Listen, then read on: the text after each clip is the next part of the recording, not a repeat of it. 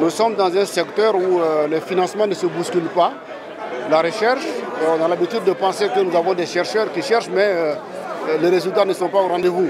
Ce qui fait qu'effectivement, il n'y a pas beaucoup de financement de ce secteur-là. Mais à l'occasion de la Covid-19, nous avons vu que le président du FASO a fait une annonce solennelle et il a décidé d'accorder 15 milliards de francs CFA à la recherche nationale, dont 5 milliards pour des recherches et 10 milliards pour la production du médicament. Donc nous avons transféré les fonds au niveau du fonds RID pour que le fonds RID organise la compétition entre les chercheurs. Donc ils ont fait un appel à projet.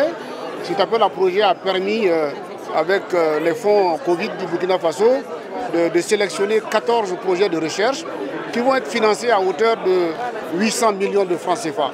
Mais il y avait aussi des fonds CRDI qui ont permis également de faire des financements de 100 millions.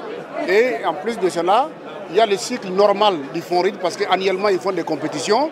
Ça donne autour de 600 millions. Donc on est rendu aujourd'hui à 1,6 milliard de francs CFA consacrés à des projets de recherche, 43 projets de recherche qui vont être financés.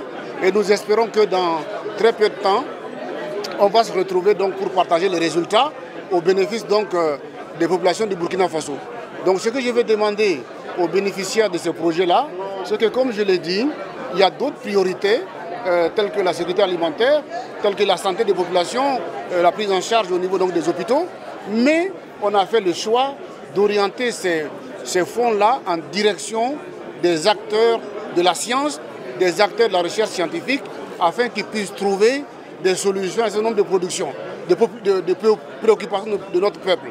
Alors il y a évidemment ce qui est lié à la santé, les maladies, la Covid-19, l'hépatite et autres, mais vous avez vu qu'il y a beaucoup de secteurs, les matériaux de construction, il y a ce qui concerne l'agriculture, ce qui concerne l'environnement, ce qui concerne les aspects sociologiques, les questions d'éducation et un certain nombre de secteurs qui sont financés.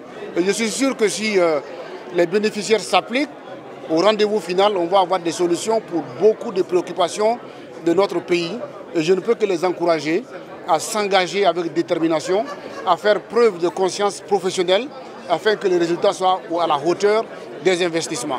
Et de leur dire aussi que si on fait la preuve que nous sommes capables de bien gérer les quelques ressources que nous avons, il n'y a pas de raison qu'il n'y ait pas d'autres appels, il n'y ait pas de raison qu'il n'y ait pas d'autres accompagnements, parce que le gouvernement est convaincu que si on veut transformer de façon structurelle notre économie, il faut que la science soit au rendez-vous. Nous avons reçu une somme de 28 millions pour nos différentes activités de recherche.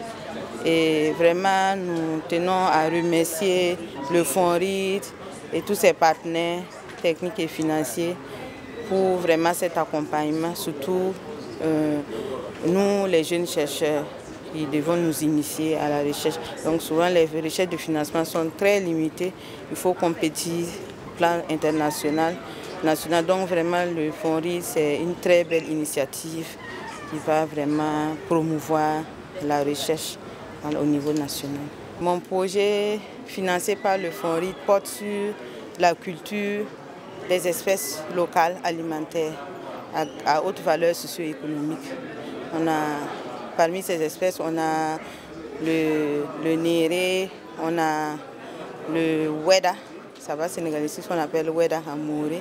Donc c'est pour vraiment contribuer à la maîtrise même de la sylviculture. Donc ça veut dire comment cultiver ces espèces, comment pouvoir planter ces espèces, comment amener les populations à maîtriser la culture de ces espèces-là. Parce qu'autrefois, ces espèces-là étaient considérées comme sauvages, entre guillemets, ça poussait seul. On pensait que ça ne pouvait pas finir.